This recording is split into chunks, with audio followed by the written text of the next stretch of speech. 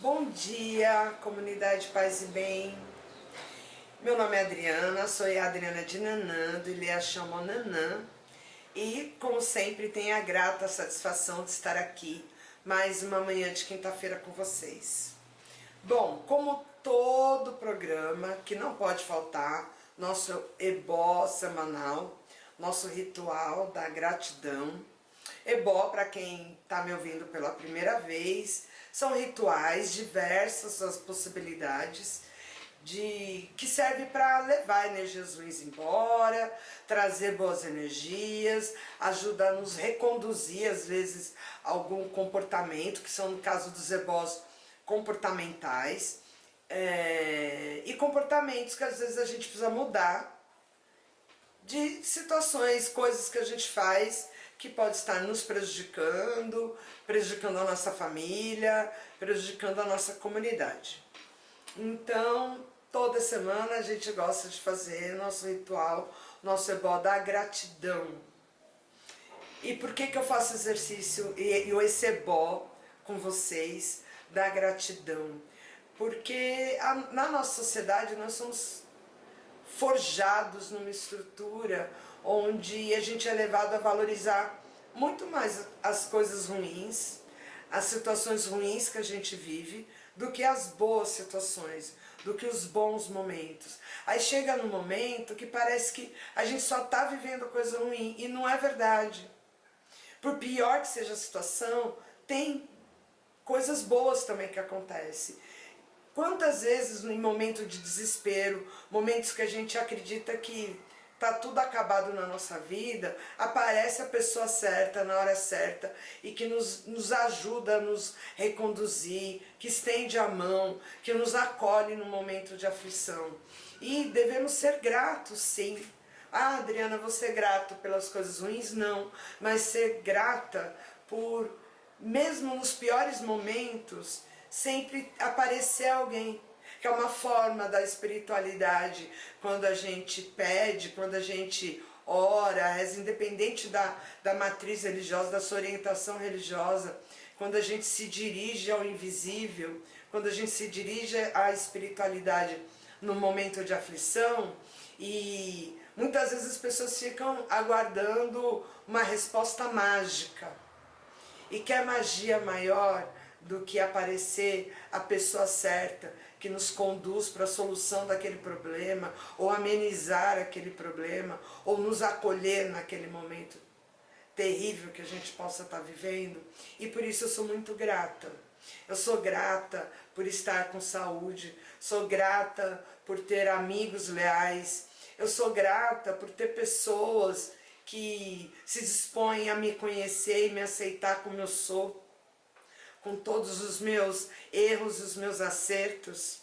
Eu sou grata por ter tido a oportunidade de estar aqui com vocês, que é um espaço também de autoconhecimento, de construção, de me reconhecer também.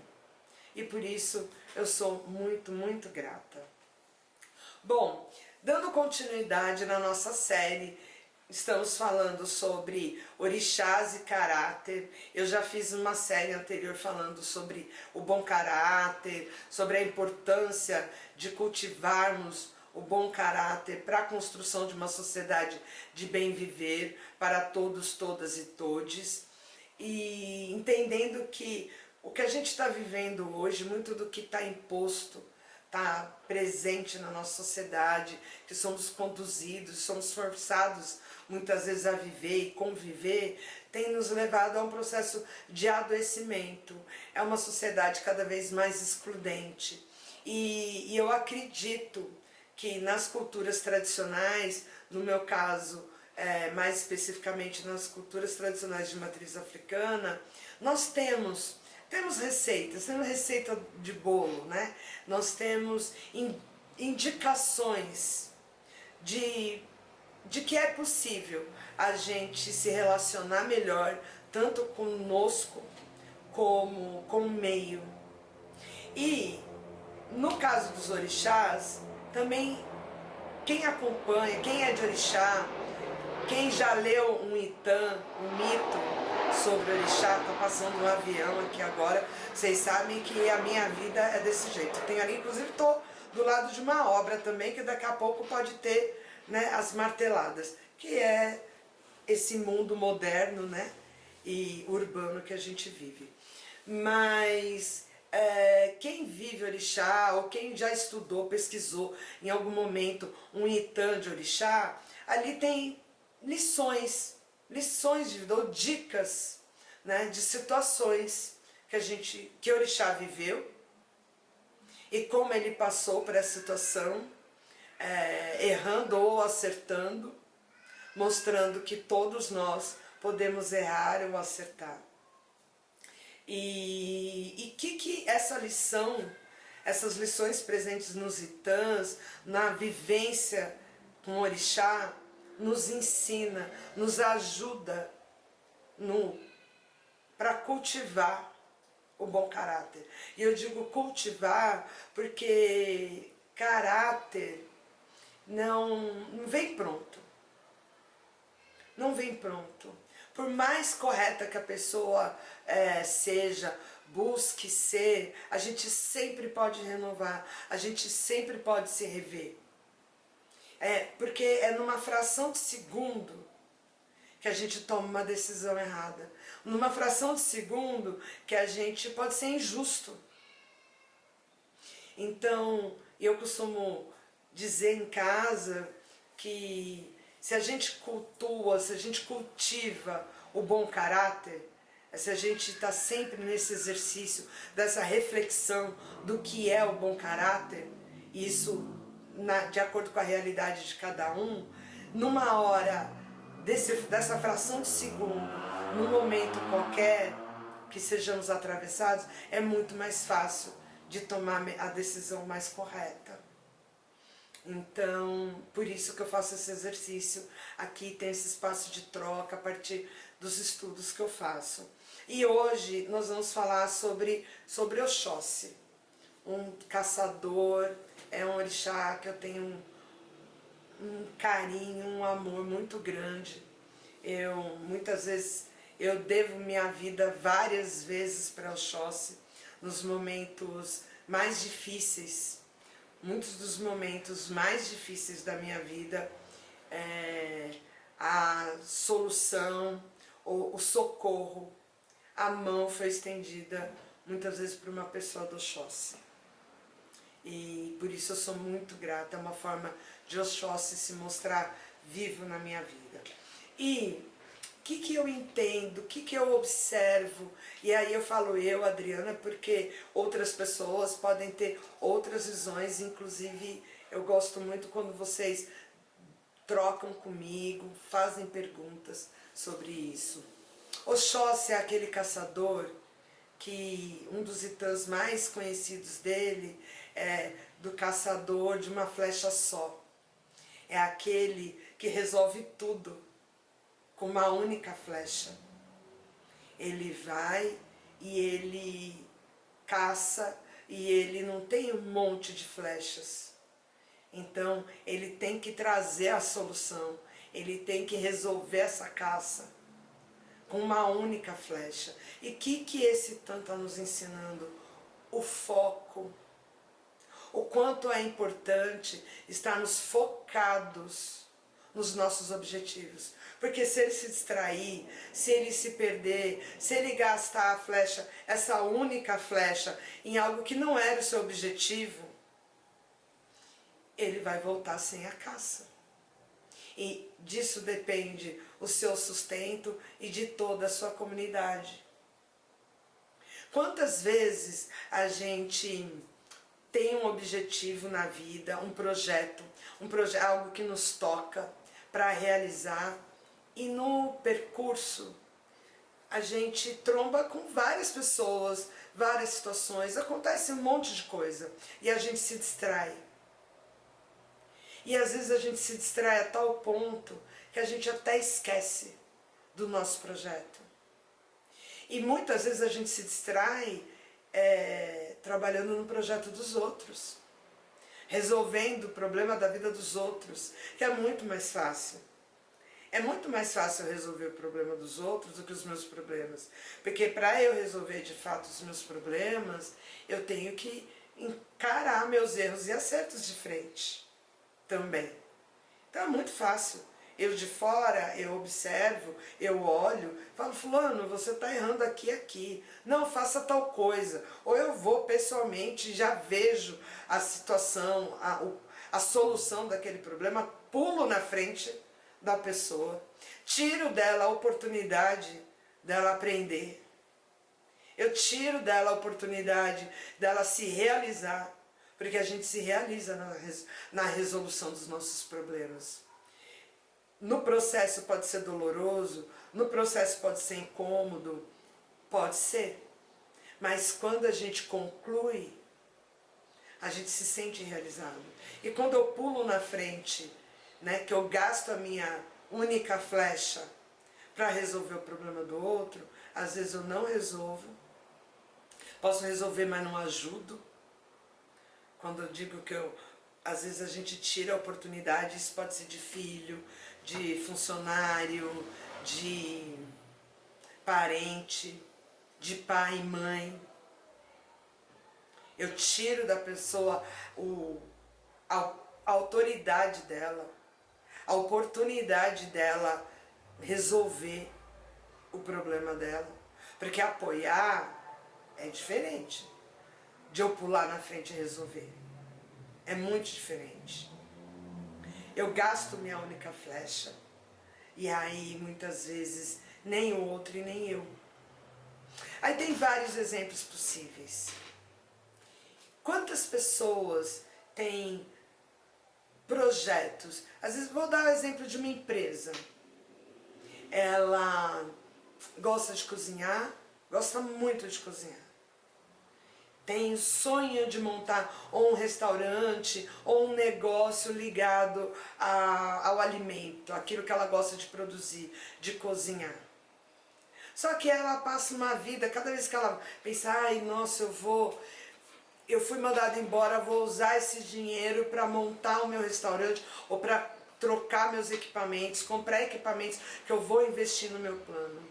Só que aí no meio disso ela olha um parente que está com dificuldade, ela tira esse dinheiro e vai ajudar esse parente que está com dificuldade, ela vai, alguém, ou companheiro ou companheira, o sonho de viajar para tal lugar, aí ela vai investir seu recurso no sonho de outra pessoa, às vezes no sonho dos filhos, dos vizinhos, dos amigos, e aí o dinheiro acaba e ela não realiza o seu sonho. E ela gastou sua flecha. Gastou sua flecha e não se realizou. E aí Oxóssi está nos mostrando a importância de ter foco. De ter foco, porque Oxóssi é aquele que ele sai e ele só volta quando ele concluiu a tarefa dele. Com essa única flecha que ele conseguiu capturar a caça necessária e suficiente para ele e para toda a sua comunidade.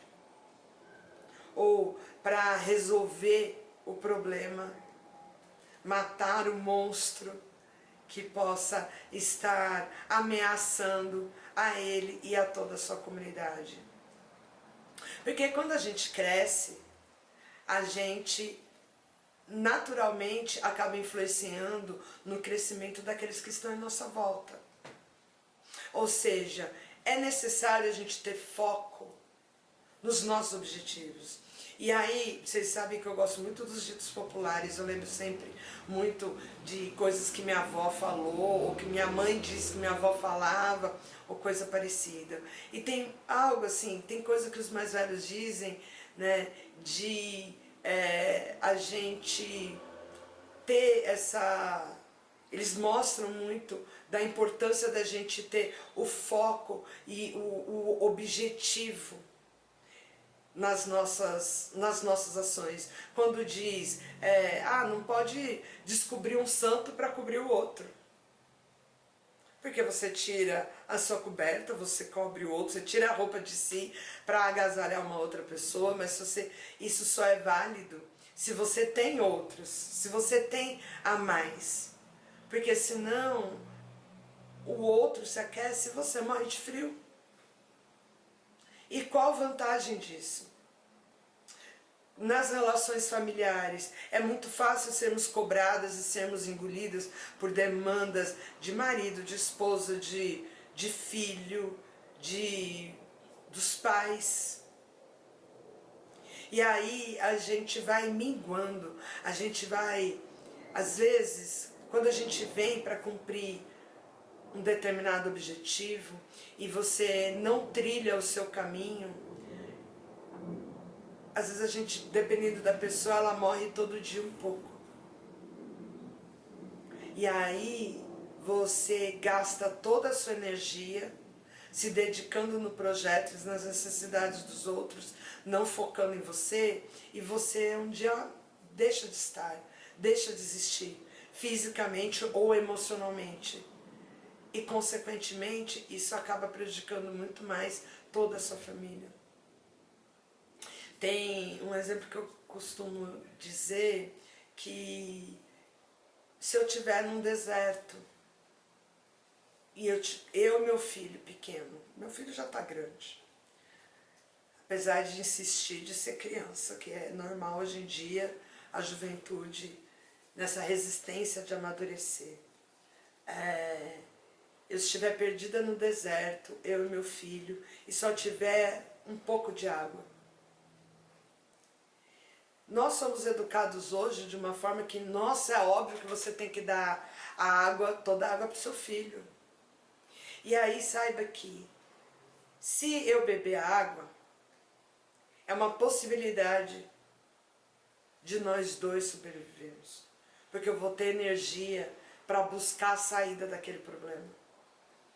Agora, se eu der toda a água para o meu filho, por mais romântico de olha, aí a probabilidade dos dois morrerem é muito maior, porque a criança, ela não vai ter recurso suficiente para buscar solução para aquele problema, para encontrar a saída daquela situação.